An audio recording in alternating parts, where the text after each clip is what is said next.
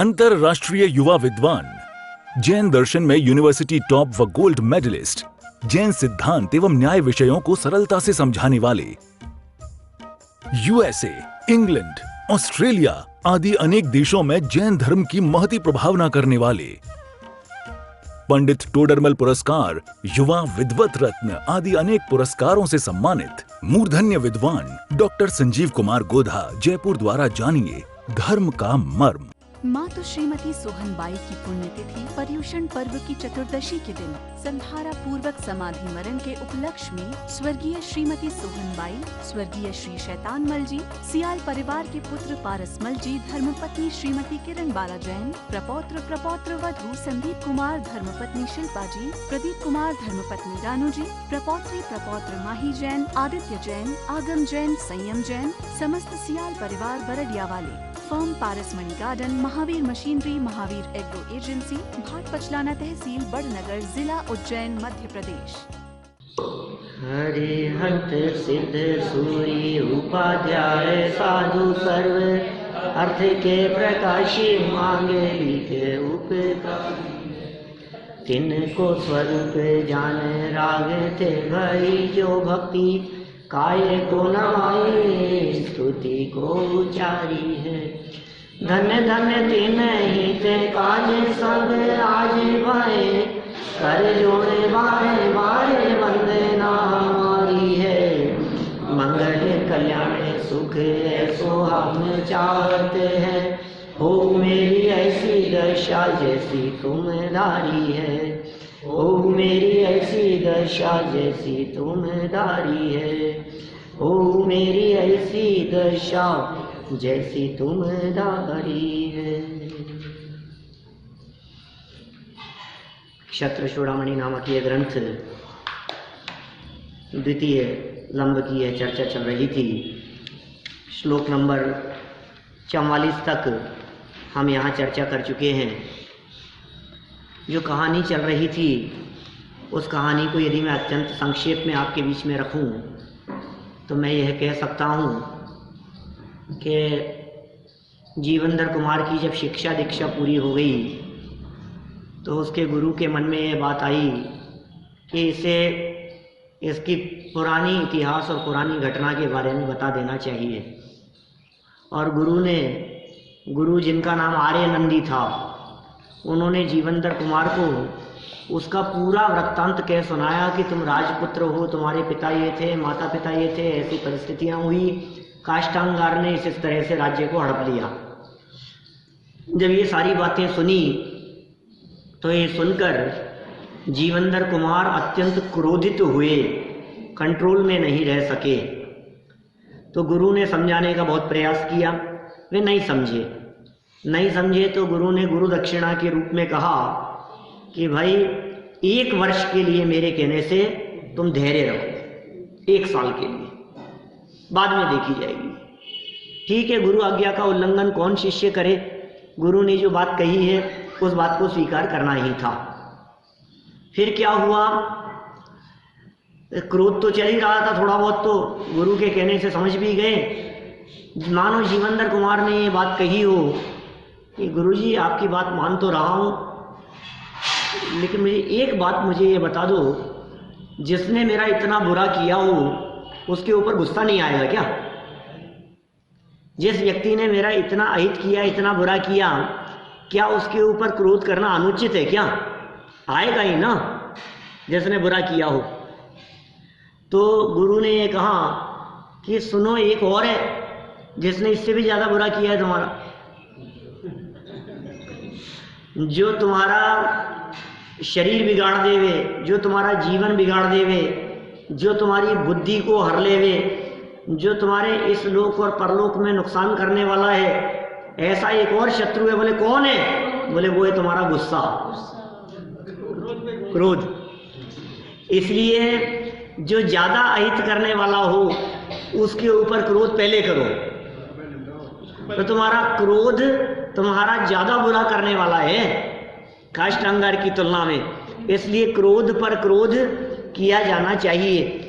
तो इस तरह की बातें बताई जा रही थी कि क्रोधी व्यक्ति स्वयं ही दुखी होता है, यह बात कही। और फिर क्रोध न करने की प्रेरणा देते हुए स्वाध्याय करने की प्रेरणा दी कि तुम स्वाध्याय करोगे तो फिर तुम्हें क्रोध अपने आप ही नहीं आएगा, कि मंद हो जाएगा, कि क्रोध लंबे समय तक चलेगा नहीं। बहुत सारे लाभ हैं स्वाध्याय करने के। स्वाध्याय करने के लाभ बतलाते हुए ये 7 तत्वों में ये उपाधि समझाने लगे। ये सब चर्चा हमने कल की है, पहले भी की है। आगे बढ़ते हैं। तत्व ज्ञान का फल मिलना आवश्यक। तत्व ज्ञान का फल क्या है? वो मिलना आवश्यक है। वैसे कल हमने अजीव तत्व तक पढ़ा था, है ना। आगे की अपेक्षा नहीं है क्योंकि निकल जाता है फिर समय उसी में। कहानी को आगे बढ़ाते हैं। देखो, तत्व ज्ञान का फल मिलना आवश्यक हो, जरूर मिलता है। ऐसा नहीं होता है कि तत्व ज्ञान का फल ना मिले। बहुत से लोगों को ऐसा लगता है इतना शास्त्र पढ़े, क्या फल मिला फिर उसका? यही पढ़ करके आए हो क्या अभी? इतना पढ़ने पर भी इतना गुस्सा, काहे का स्वाध्याय करते हैं? ये सब बेकार है, इनका तो करना धरना। सबकी तो पता नहीं, आपकी तो है ही। आप तो कह ही रहे हो। कोई बात नहीं, खैर जिसकी हो सब अपने अपने लिए समझ ले, भाई सब अपने अपने लिए समझें, किसी और की तरफ कोई इशारा ना करें। लेकिन ये तत्व ज्ञान का फल ना मिले ऐसा होता नहीं है। कि साहब हमें दिख रहा है ना कोई फल नहीं मिला, साफ साफ तो दिख रहा है।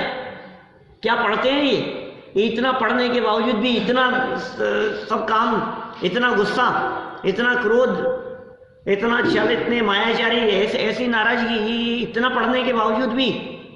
तो ये कह रहे हैं भाई साहब वो मिलता है, अब उसे सिद्ध कर रहे हैं। देखो तो सही क्या कह रहे हैं। 45 नंबर का श्लोक है।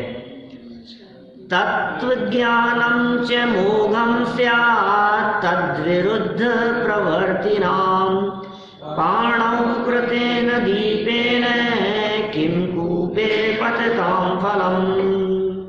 नीतिकारों का श्लोक। नीतियां भरी है। शास्त्र और तत्व ज्ञान के विरुद्ध प्रवृत्ति करने वाले पुरुषों का तत्व ज्ञान भी वृथा है। क्या? कुएं में गिरते हुए पुरुषों को हाथ में रखे हुए दीपक से क्या फल है?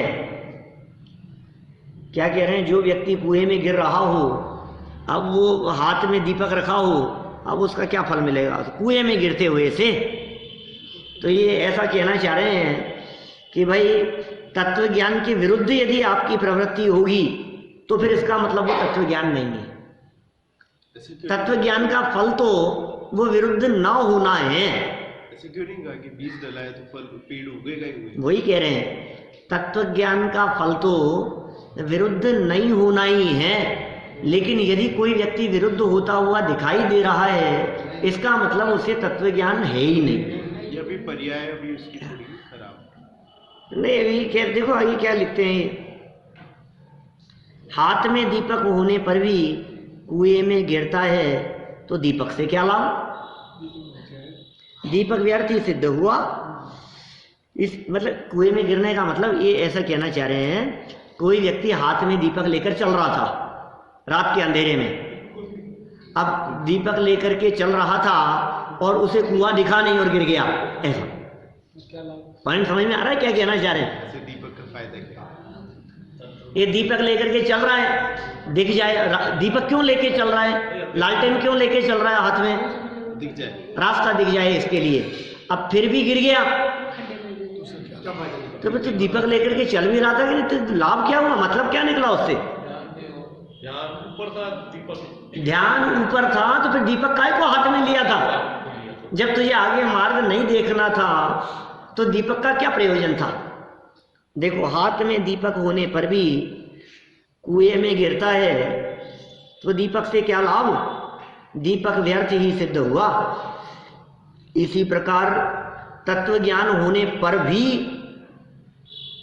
तत्व के विरुद्ध प्रवृत्ति करने वाले पुरुषों का तत्व ज्ञान व्यर्थ ही सिद्ध होगा।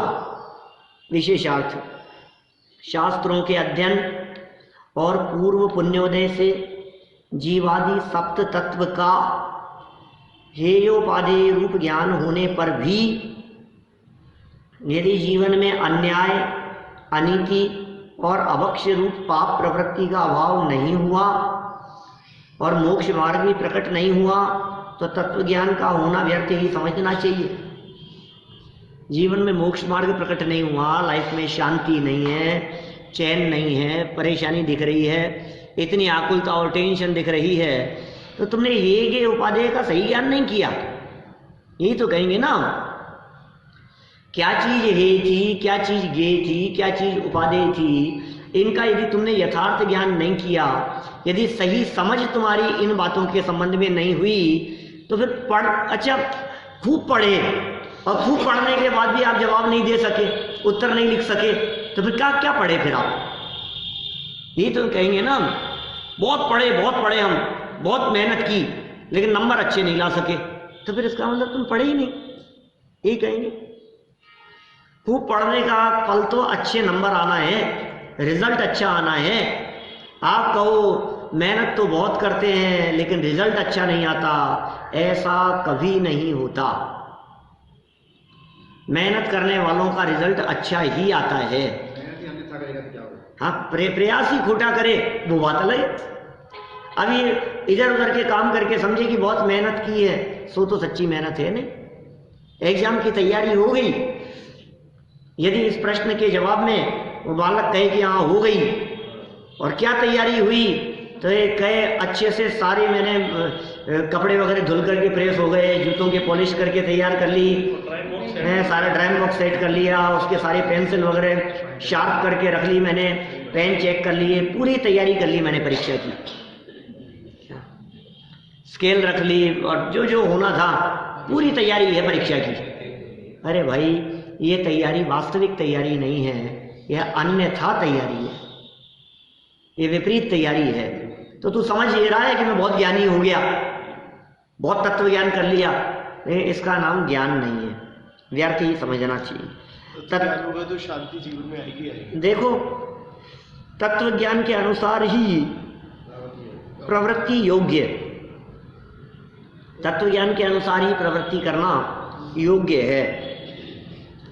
तत्व ज्ञानानुकूलं तदनुष्ठातुं त्वमर्हसि, मुषितं धीधनं न स्याद्यथा मोहादिदस्युभिः। तुम तत्व ज्ञान के अनुकूल प्रवृत्ति करने के लिए योग्य हो। ये भी नीतिकारों का श्लोक है। इसलिए तुम ऐसा करो जिससे मोहादिक लुटेरों से तुम्हारा बुद्धि रूपी धन चुराया नहीं जाए। क्या कहा? तुम सावधानी बरतो। यदि सावधानी नहीं बरतोगे तो ये जो लुटेरे हैं ना, मोह रूपी, ये तुम्हारा बुद्धि रूपी धन को हर लेंगे। वो भूधरदास जी की जो लाइनें हैं वो लगता है यहीं से ली गई है, अभ्यासी थे गए। कौन सी?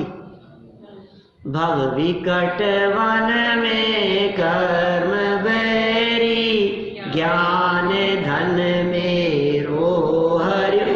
धन हरने की बात कर रहे हैं। बुद्धि रूपी धन, ज्ञान रूपी धन कौन हर लेता है? ये मोहादि लुटेरे, ये कर्म रूपी लुटेरे। मोह नींद के जोर जगवासी घूमे सदा, कर्म चोर चाहूं और सर्वस लूटे सुध नहीं। सुध नहीं है, होश नहीं है, सब कुछ लूट लिया जाता है। लूट रहे हैं कौन? क्यों? मोह रूपी नींद के जोर से तेरी बुद्धि बेहोश हो गई है, तुझे होश नहीं है, तो सावधान नहीं है। इसलिए कहते हैं तत्व ज्ञान के अवलंबन से सावधान रहे, जागृत रहे। यदि तू जागृत रहेगा तो कर्म रूपी चोर, कर्म रूपी लुटेरे तेरे घर में नहीं घुस पाएंगे। घर कौन सा है? अपना आत्म तत्व, अपना चित्त, अंतरंग। अंतरंग में मोहादि लुटेरों ने क्यों प्रवेश किया? तत्व ज्ञान की कमी और मोह और क्रोधादि का प्रवेश। ज्ञान जागा और क्रोध भागा। क्या? और ज्ञान मंद पड़ा और क्रोध, कषाय, मिथ्यात्व, मोह ये हावी हो गया। क्या? कब तक रहता है बोलो? आपका गुस्सा कब तक रहता है? आपका क्रोध कब तक टिका रहता है? आपकी नाराजगी एकदम बिगड़ गए आप, ये कितने समय तक रहता है? हावी हो रहा है वो गुस्सा आपके ऊपर। तो कहा अंदर में ज्ञान का दीपक जलाओ, तो ये जो मोह का अंधकार और क्रोध का अंधकार जो छाया था ये स्वयं विलय को प्राप्त हो जाएगा, ये नष्ट हो जाएगा। ज्ञान जागेगा तो क्रोध भागेगा। ऐसा हो ही नहीं सकता कि आप वस्तु स्वरूप का विचार करें, आप कर्म के उदय का विचार करें, आप क्रमबद्ध का विचार करें, आप वस्तु के स्वतंत्र परिणमन का विचार करें, आप चार अभाव का विचार करें, आप निमित्त उपादान का विचार करें। हैं? परद्रव्य तो निमित्त मात्र है, द्रव्यों की स्वतंत्रता का विचार करें, द्रव्य गुण पर्याय का विचार करें, उत्पाद वैध्रुवता का विचार करें। ये इन बात कितने अनगिनती बातें हैं भाई साहब, क्या बताएं आपको। संवर भावना का चिंतन करो, चाहे आश्रव भावना का चिंतन करो, चाहे 12 भावनाओं में किसी का भावना का चिंतन करो, वस्तु स्वरूप विचार जैसे ही चित्त में आ गया अब क्रोध नहीं रहेगा। अब आपका मन ये करे यार क्या गुस्सा करो, अब ठीक है कोई बात, जो हो गया छोड़ो, जाने दो। डांट लिए, पहले गुस्सा कर लिए हैं, फिर गुस्सा करने के बाद क्या किया आपने? अब वो गुस्सा चलता रहता है। ये तत्व ज्ञान नहीं प्रकट होता है तो वो क्रोध चलता रहता है, वो कॉन्स्टेंटली चलता रहेगा। 1 घंटा निकल गया, 2 घंटे, नहीं मैं तो नहीं सुधरूंगा, मैं तो देख लूंगा उसको, मैं क्यों माफी मांगू, मैं क्यों किया, गलती की है उसने, भुगतने दो उसको। अब ये चलता रहता दिमाग में।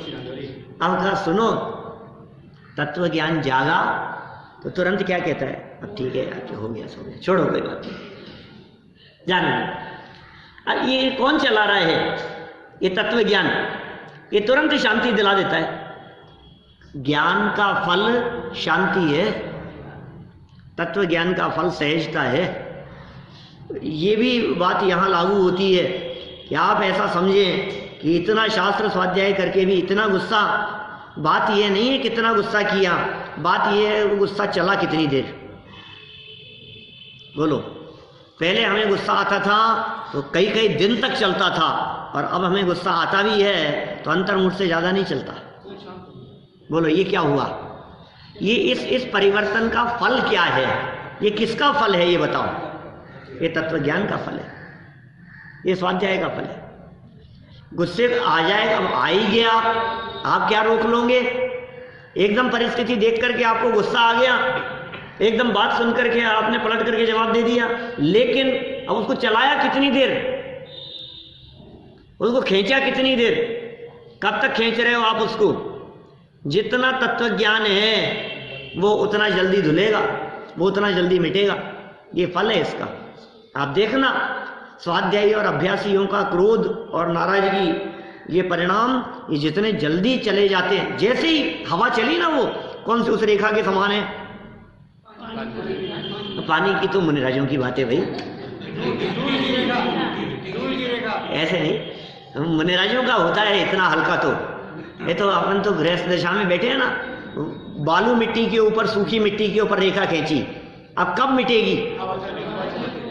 5 मिनट के 15 मिनट, आधा घंटा, अब तो जैसे हवा चलेगी तब, हवा चलने का देर है।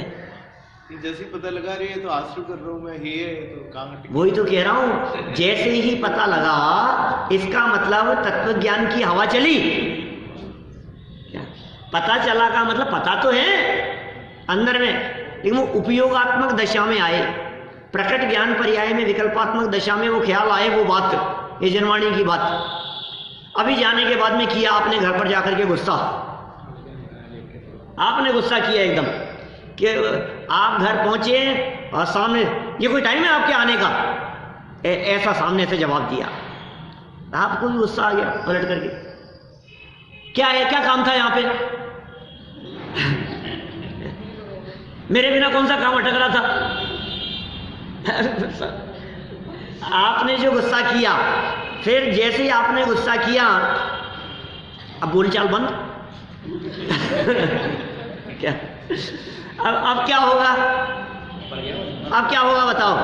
अब आप 2-5 मिनट बाद, अब गुस्सा तो चल रहा है, 5 मिनट बाद 10 मिनट बाद आपको याद आया कि अरे सुनो, ये जो क्रोध कर रहा हूं मैं, ये क्रोध ज्यादा नुकसान करने वाला है मेरा, यही तो पढ़ करके आया था अभी क्या। तो फिर आप क्या कहते हैं? चलो कोई बात नहीं, अब जो हो गया, चलो खाना डालो। छोड़ो उसको। अब ये जो छोड़ो उसको, ये बात कब आई दिमाग में? देखो, यदि ये नहीं आए तो बिना खाना खाए चल दोगे क्या? नहीं खाना मेरे को, खाना क्या? चल दिए दुकान पर, चल दिए ऑफिस जॉब पे, नहीं करना मेरे को, उठ के चल दिया। अब कब तक चलेगा ये? तो जैसे ही आपको ध्यान है, अरे यार अभी क्या है, अब कौन क्या करे, अब ठीक है कोई बात नहीं, आखिर लेट तो मैं हुआ ही था ना। रूटीन से तो लेट था ही ना मैं। आज बातें करने के लिए खड़ा हो गया था नीचे ज़्यादा, इसलिए टाइम वास्तव में ज़्यादा हो ही गया था। अब कोई बात नहीं, अब ये कोई बात नहीं, ये बात कब आएगी? ये तत्व ज्ञान का फल है, ये बता रहे। माने जैसे ही बात आपके दिमाग में, मोह आदि चोर ये बुद्धि रूपी धन को लूट लेंगे, इसलिए तत्व ज्ञान के अनुसार प्रवृत्ति योग्य है। ज्ञान के अनुसार प्रवृत्ति करो, तत्व ज्ञान को अपने हृदय में, अपनी बुद्धि में प्रमुख रखो, ऊर्ध्व रखो। ज्ञान यदि आपका प्रमुख है, तत्व ज्ञान आपका यदि प्रमुख है, वो यदि आपकी लाइफ में यदि अहम स्थान रखता है, तो ज्ञान के आगे मोह की ताकत नहीं है, ज्ञान के आगे क्रोध की ताकत नहीं है जो टिका रह सके। कब तक टिका रहेगा? कभी ऐसा भी हो सकता है साथ साथ में ज्ञान भी चल रहा है, ज्ञान चल रहा है, गुस्सा करना नहीं चाहिए, तो नहीं लेकिन अभी दो चल रही है ना, 2 चीजें चल रही है। तो ऐसे समय में भी क्रोध कंटिन्यू कब तक है? जब तक ज्ञान क्रोध की तुलना में थोड़ा कमजोर दिख रहा है।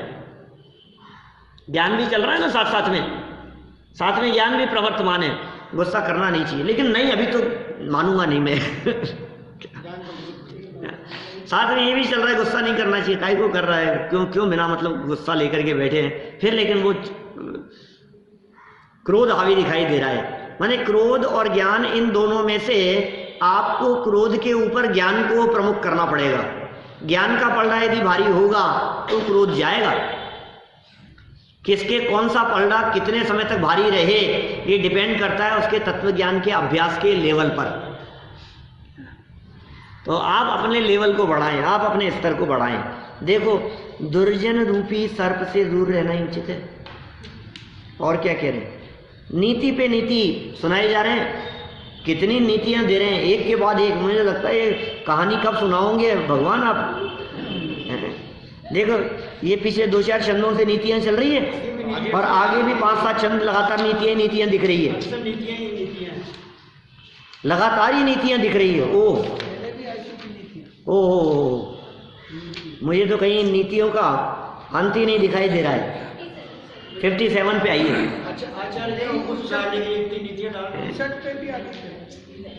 57 पे आई है, 57 पे। अभी तो 47 वर्ष शुरू कर रहे हैं अपन, कोई बात नहीं, अभी 10-12 श्लोक और है नीतियों के। सुनो जरा, नीति मतलब समझ गए आप क्या? शास्त्र के माध्यम से नीति मतलब क्या है? लाइफ स्टाइल कैसी होनी चाहिए, नीति मतलब अपना जीवन कैसा होना चाहिए। नीति का मतलब ये है कि इसका धर्म ध्यान से कोई मतलब नहीं है। नीति का मतलब ये है कि हिंदू हो चाहे मुसलमान हो, सबके ऊपर लागू हो, वो बात है, उसका नाम है नीति।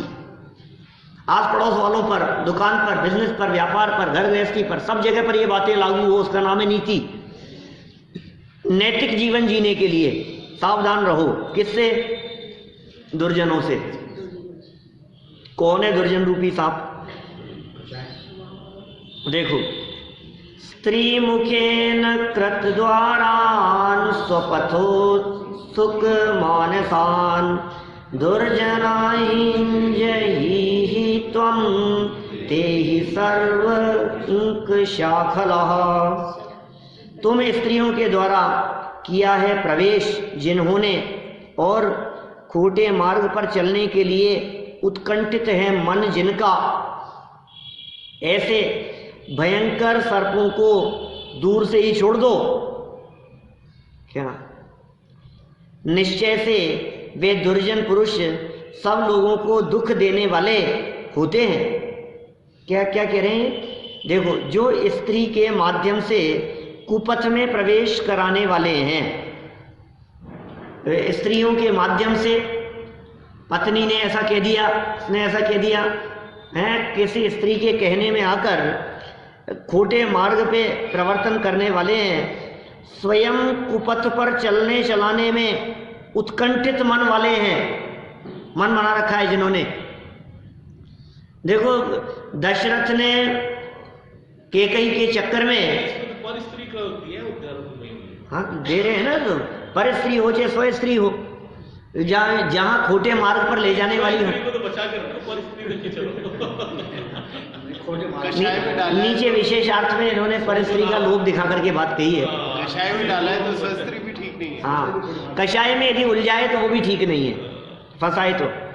ऐसे दुर्जन रूपी सर्पों को तुम छोड़ दो, क्योंकि वे दुष्ट सब लोगों का सर्वनाश करने वाले होते हैं। गुरु आर्यनंदी, विशेषार्थ में कह रहे हैं, गुरु आर्यनंदी जीवंदर कुमार को भावी राजा जानकर उन्हें विशेष हितोपदेश दे रहे हैं। पर स्त्री का लोभ दिखाकर अथवा येन केन प्रकारेण अपना ही स्वार्थ सिद्ध करने की प्रवृत्ति वाले लोगों को तुम दुर्जन जानो। माने ऐसे लोग दुनिया में कई मिलेंगे जो तुम्हारे को कहीं भी स्वार्थ सिद्ध कराने, लोभ में फंसाएंगे और स्वार्थ सिद्ध कराने में तुम्हें फंसाने का प्रयास करेंगे। दुर्जन जानो और उनका समागम नहीं करना चाहिए।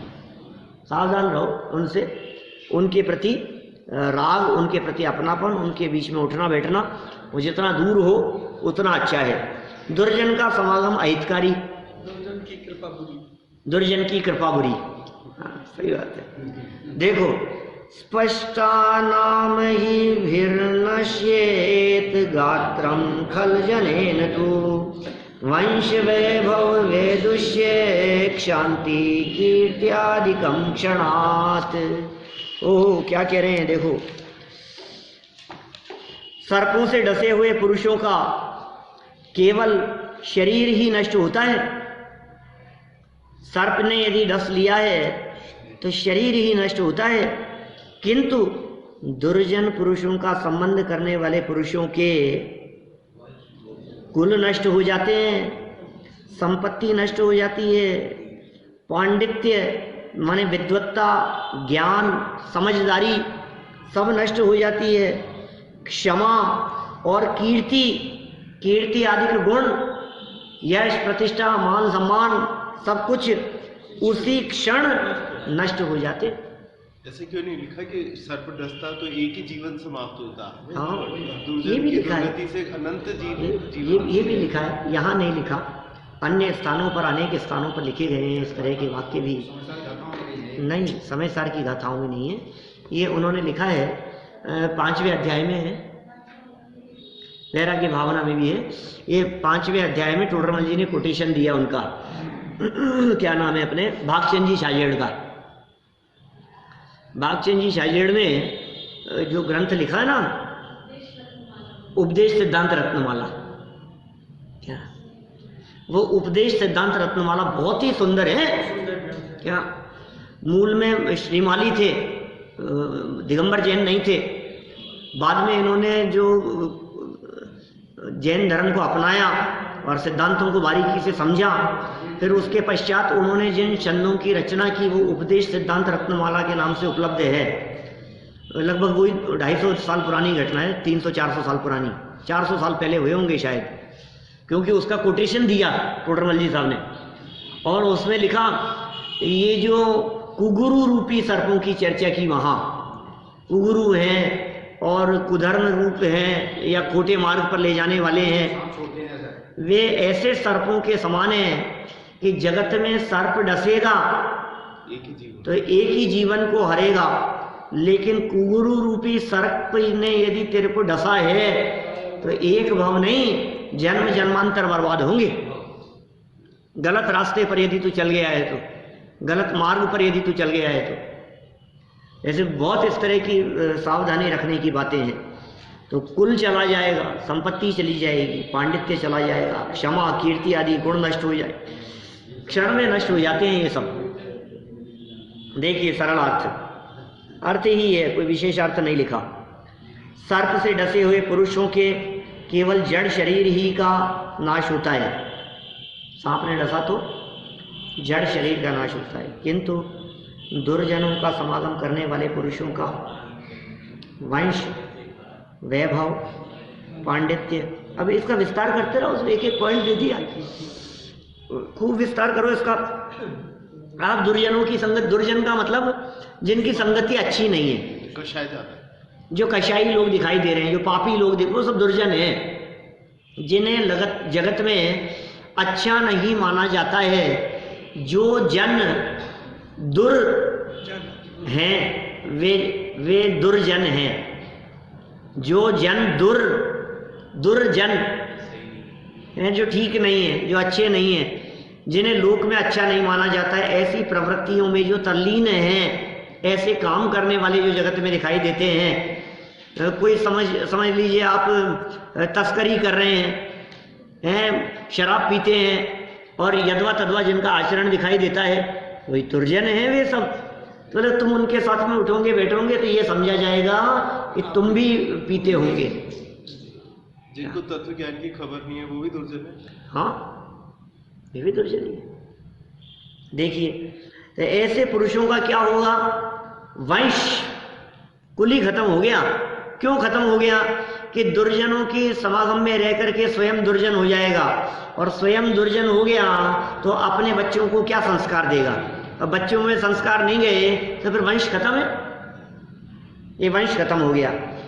वैभव खत्म हो जाता है, क्योंकि खोटे मार्गों में व्यसनों में उलझ गया, जुआ खेलना, शराब पीना, ये ऐसे खोटी प्रवृत्तियों में जो लग गया है, अब ये वैभव उसका कितने दिन रहेगा, खत्म हो जाएगा, ज़्यादा टिकेगी नहीं संपत्ति।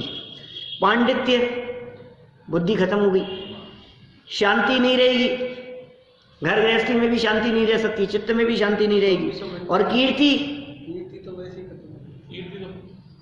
यश, प्रतिष्ठा, मान सम्मान सब खत्म हो जाता है। सर्व गुणों का नाश कितना टाइम लगता है, क्षण भर में ही हो जाता है इनका नाश। दूसरों को दुर्जन बनाना सरल, क्या कह रहे हैं ये नीतिकार, दूसरों को दुर्जन बनाना सरल। देखिए, कलह कुर्यात् कलम लोकम अन्यमन्यो न कंचन नैशक्यम पदार्थानां भावनम च विनाशवत्।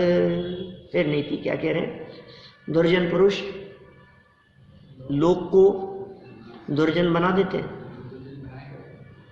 उनके, क्योंकि वो खुद समागम का निषेध क्यों किया ऊपर कि नहीं साहब हम ऐसे नहीं हैं।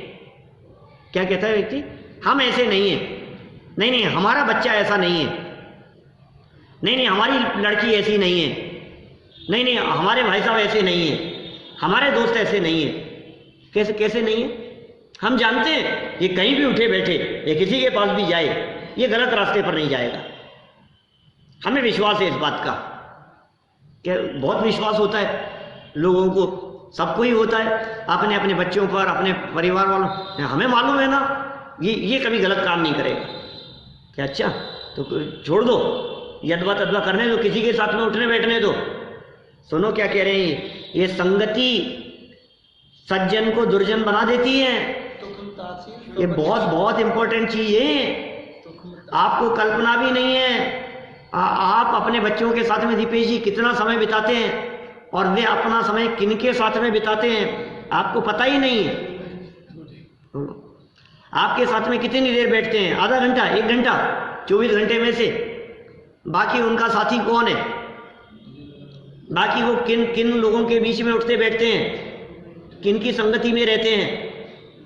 ये इतना स्पष्ट कह रहे हैं कि वो जो दुर्जन स्वयं दुर्जन है, वो अन्य लोगों को भी कितने भी सज्जन क्यों ना हो वो दुर्जन बना देगा। काजल की कोटरी में केतो ही प्रवीण जाए, एक दाग लागे पर लागे ही लागे चे, क्या लगेगा ही लगेगा। कोयले की कोठरी में कितना भी प्रवीण जाए, एक कुर्ता पजामा पहनकर सफेद, क्या कितना भी बच करके जाए, कितना भी सावधान होकर के जाए, एक दाग लागे पर लागे ही लागे। मातु श्रीमती सोहनबाई की पुण्यतिथि पर्युषण पर्व की चतुर्दशी के दिन संधारा पूर्वक समाधि मरण के उपलक्ष्य में स्वर्गीय श्रीमती सोहनबाई, स्वर्गीय श्री शैतानमल जी, सियाल परिवार के पुत्र पारसमल जी, धर्मपत्नी श्रीमती किरण बाला जैन, प्रपौत्र वधू संदीप कुमार, धर्मपत्नी शिल्पा जी, प्रदीप कुमार, धर्मपत्नी रानू जी, प्रपौत्र माही जैन, आदित्य जैन, आगम जैन, संयम जैन, समस्त सियाल परिवार बरडिया वाले, firm Parasmani garden, Mahavir machinery, Mahavir agro agency, Bhat Pachlana तहसील, बड़नगर, जिला उज्जैन, मध्य प्रदेश।